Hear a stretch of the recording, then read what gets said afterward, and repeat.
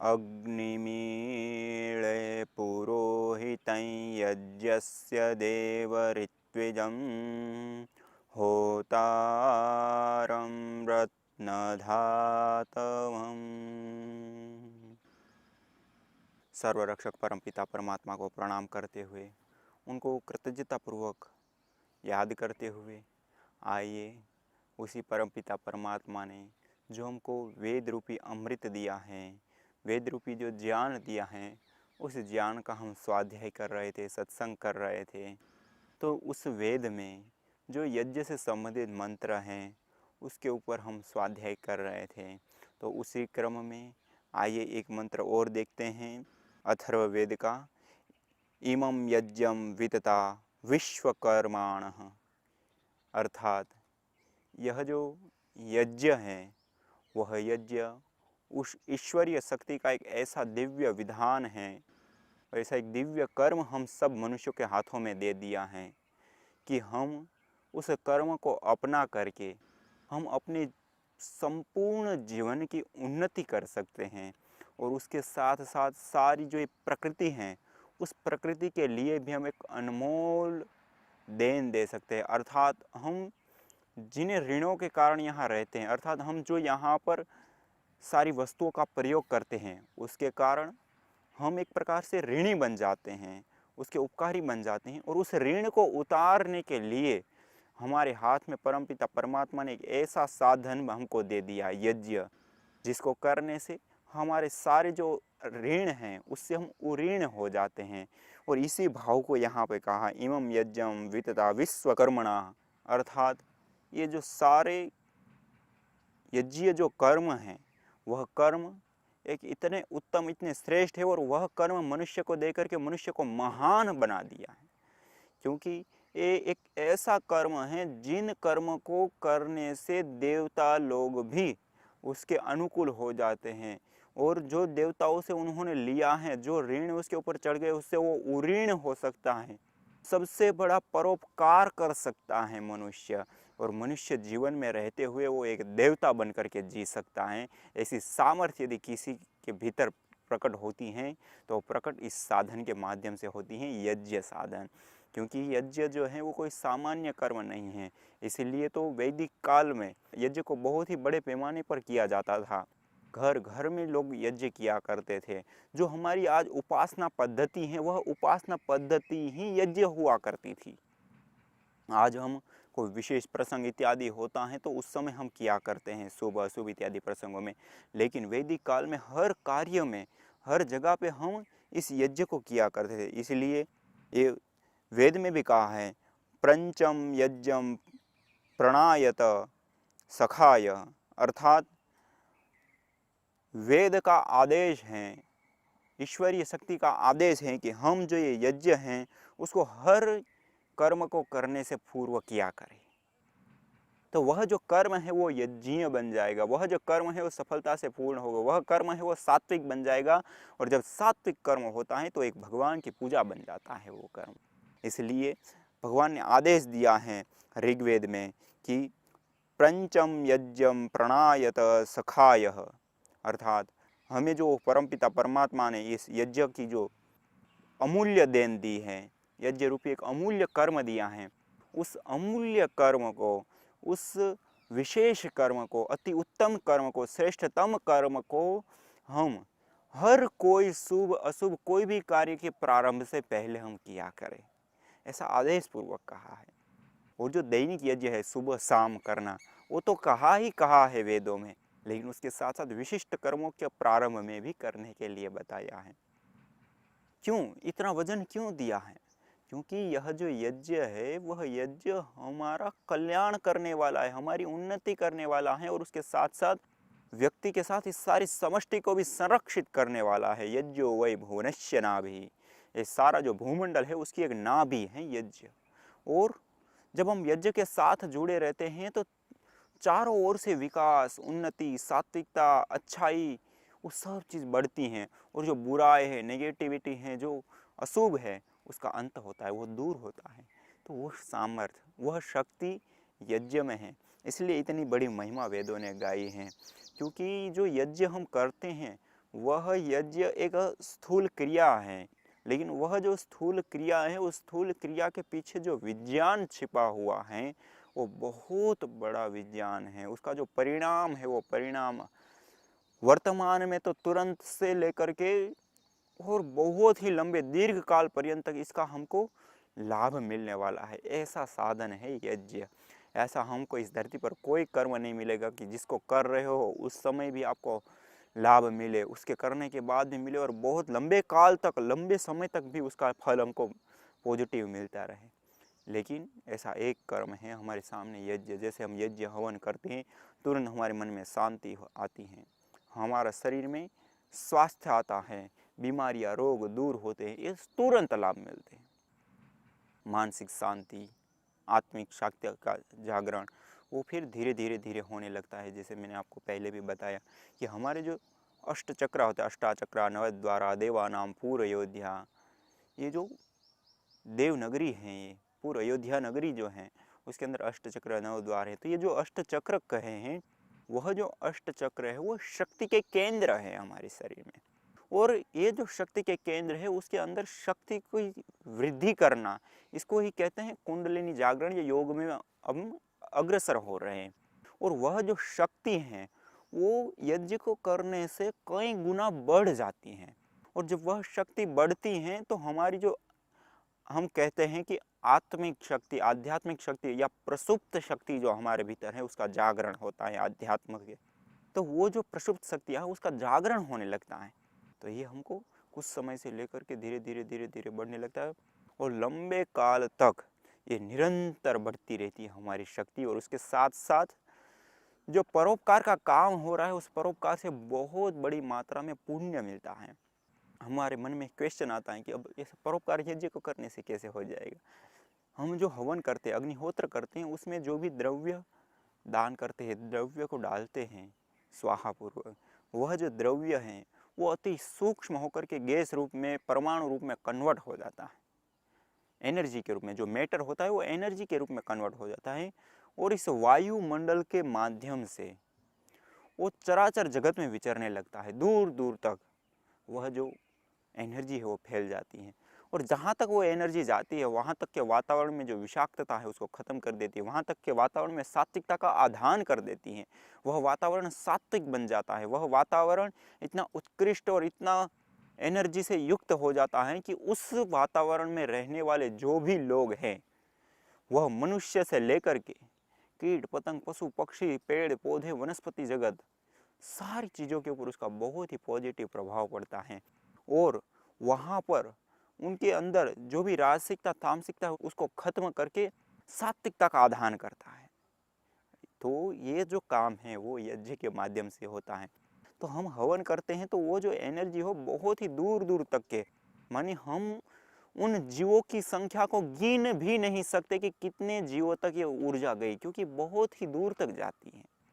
अब एक हम जीव को देखें तो छोटी छोटी चीज़ों में, जैसे सुई की नोक होती है, एक सुई की नोक के ऊपर 600 सेल आ जाते हैं और हर एक सेल में उसी प्रकार से जीव होता है। जैसे हम अपने इस शरीर में हम एक जीव होते हैं, इसी प्रकार हर एक सेल में इतना जीव होता है। तो हम विचार कर सकते हैं कि कितनी बड़ी मात्रा में इस भूमि में, इस वनस्पति में, हमारे शरीरों में और अलग अलग कीट पतंग, पशु पक्षी और इत्यादि जो है और वनस्पति जगत, उन सब में देखें तो कितने जीव, एक ही किलोमीटर का केवल एरिया ले तब भी कितने जीव होंगे हम गिन नहीं सकते। और कम से कम मान लो हम हवन करते उसे केवल 1 किलोमीटर एरिया में ही उसकी जो सुगंध है वो फैलती है, उसकी जो वो एनर्जी है वो फैलती हैं, तब भी हम कितना बड़ा सुबह में उठ करके पुण्य का काम कर देते हैं, हम कल्पना भी नहीं कर सकते। इतनी बड़ी मात्रा में पुण्य कमाते हैं कि हम अकल्पनीय चीज़ कह सकते हैं उसको। क्योंकि जब हम पूर्व काल में देखते हैं राजा महाराजा लोग हुआ करते थे, उसमें कई लोग ऐसे थे जो उठ करके दान देते थे। मानी जैसे ही सुबह होगी जितने लोग उसके पास मांगने के लिए आ जाएंगे उन सब को उनकी रुचि के अनुसार उनको दान देते थे और बहुत बड़ी मात्रा में दान देते थे।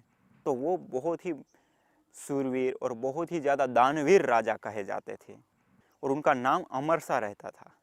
लेकिन अब वहाँ पे भी हम संख्या गिनने के लिए बैठे तो हम गिन सकते हैं कि उस राजा ने कितने लोगों को दान दिया। जो भी वो द्रव्य दान ही तो करते, तो वो हम गिन सकते हैं। लेकिन जब हम हवन करते हैं, यज्ञ करते हैं, अग्निहोत्र करते हैं, तो उस समय जो वह एनर्जी फैले, उस एनर्जी से जो वातावरण की विषाक्तता दूर हुई और उसके साथ साथ वातावरण में एक सात्विकता स्थापित हुई और उसमें सांस लेने वाले तमाम लोगों को या जीवों को उसके शरीर की पुष्टि से लेकर के पूरी अनुकूलता मिले, वो चीज़ हम गिन नहीं सकते कि कितने जीवों तक हो गई। तो हम अनगिनत जीवों के लिए सुबह में उठ करके जो 10 से 15 मिनट यज्ञ अग्निहोत्र हवन कर लेते हैं, तो उससे हम दान दे देते हैं। तो इतना बड़ा जो दान का साधन है वह है यज्ञ, वह है अग्निहोत्र। इसीलिए कहा गया कि जो व्यक्ति नित्य प्रति यज्ञ करता है वो देवता बन जाता है, जीता जागता चलता फिरता वो देवता बन जाता है। कितना उत्तम काम है कि व्यक्ति मनुष्य से जो मानव से महामानव, पुरुष से महापुरुष, कंकण से शंकर की ओर जाने की जो हमारी यात्रा है, उस यात्रा को सफल बनाने के लिए, उस यात्रा में पार होने के लिए, उस यात्रा में हम बहुत ही गति के साथ अग्रसर होने के लिए जो आवश्यकता है, वो आवश्यकता हमको यज्ञ के माध्यम से पूर्ण होती हैं।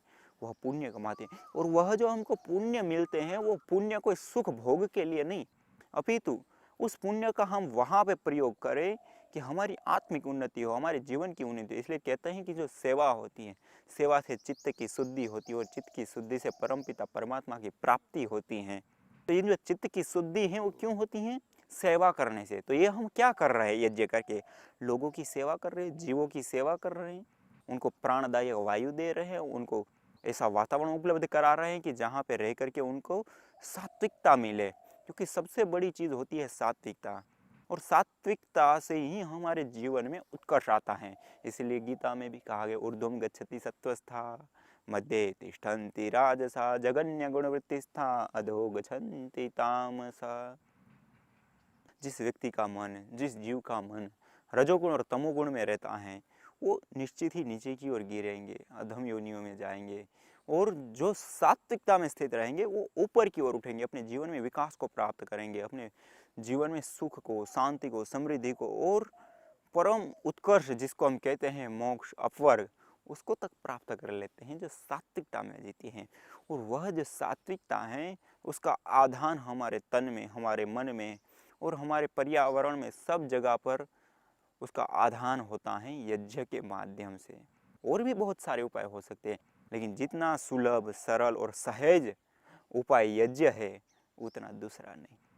इसलिए यह यज्ञ कोई सामान्य कर्म नहीं, बहुत ही विशेष कर्म है। और हमारे वेद में ही इसके ऊपर इतनी बड़ी इमं यज्ञम वितता विश्वकर्मा, अर्थात यह जो यज्ञ है वो परमपिता परमात्मा ने हमको एक ऐसी अमूल्य देन दे दी है कि हम उसकी कल्पना नहीं कर सकते कि ये कितना बड़ा हमको साधन दे दिया है कि हम इस मनुष्य जीवन में आकर के एक ऐसा अद्भुत और ऐसा अद्वितीय कर्म कर सकते हैं कि हम अपने जीवन को देवत्व से युक्त करके जिए।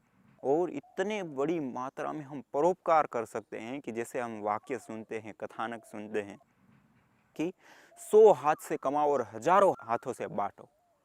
तो ये जो कथन कहा जाता है, उस कथन को यदि हम देखें तो यहीं पे वो साकार होता हुआ दिखाई देता है। क्योंकि हमारी जो कमाने की सामर्थ्य होती है वो एक सीमित होती है, लेकिन उसको जब बांटने की सामर्थ्य होती है, जितना कमाएंगे उतना ही तो बांटेंगे, उससे अधिक तो कैसे बांटेंगे। लेकिन ये जो यज्ञ है, अग्निहोत्र है, वह एक ऐसी पद्धति है, एक ऐसी विधा है जिसके माध्यम से हम कम द्रव्य से भी बहुत बड़ा दान हम दे देते हैं, बहुत बड़ा। तो ये जो विधा है वो पूरी एक वैज्ञानिक विधा है, पूरी एक साइंटिफिक विधा है। और इस कर्म की आज हमारे लिए आवश्यकता है कि हम इसको अपनाएं और इस यज्ञ के साथ जुड़े, फिर से हम उसी परंपरा को अपनाएं जो सृष्टि के आदि काल में चला करती थी, वैदिक काल में चला करती थी, जो वेदों में कहा है उसके अनुसार जब चला करती थी, उस परंपरा को आज हम फिर से अपनाएं। क्यों?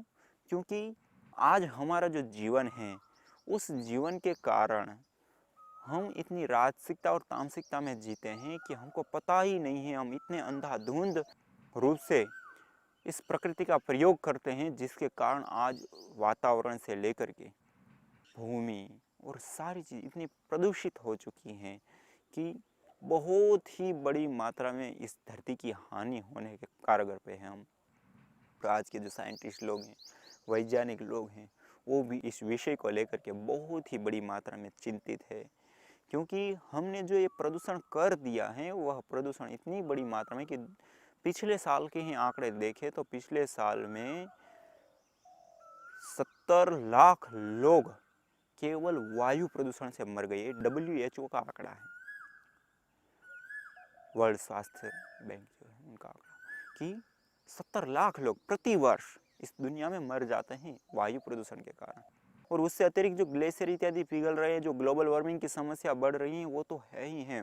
और उसके लिए वैश्विक स्तर पे कोई भी इस धरती पर अभी तक के ऐसे सम्मेलन इतनी बड़ी मात्रा में नहीं हुए होंगे जिसमें इतनी बड़ी मात्रा में सब लोगों ने भाग लिया हो और एक साथ एकत्रित हुए हों, जो कि एक हम जो कार्बन डाइऑक्साइड इत्यादि जो गैसें बढ़ा रहे हैं, प्रदूषण कारक तत्वों को वातावरण में छोड़ रहे हैं, उसके कारण करीब 200 देश एकत्रित हुए।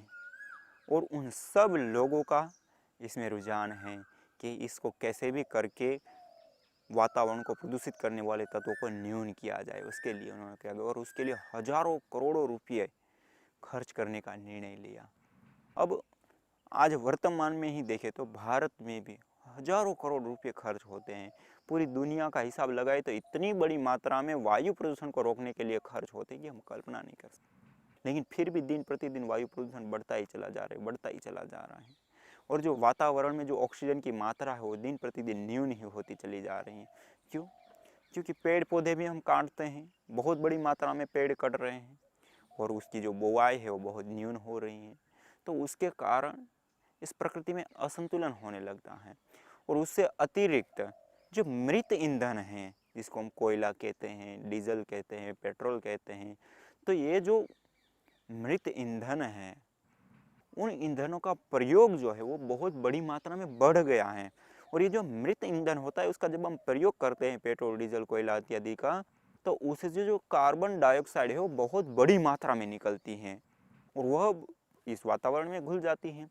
और जब वो जलती हैं तब उस समय ऑक्सीजन का दहन होता है। ऑलरेडी ऑक्सीजन जलती हैं, जो ऑक्सीजन गैस होती हैं वह ऑक्सीजन गैस जो वातावरण में ऑलरेडी है उसका खर्च होता है। कहीं पे भी आग जलती है तो वही जगह पे जलती है जहाँ पे ऑक्सीजन की उपलब्धि है।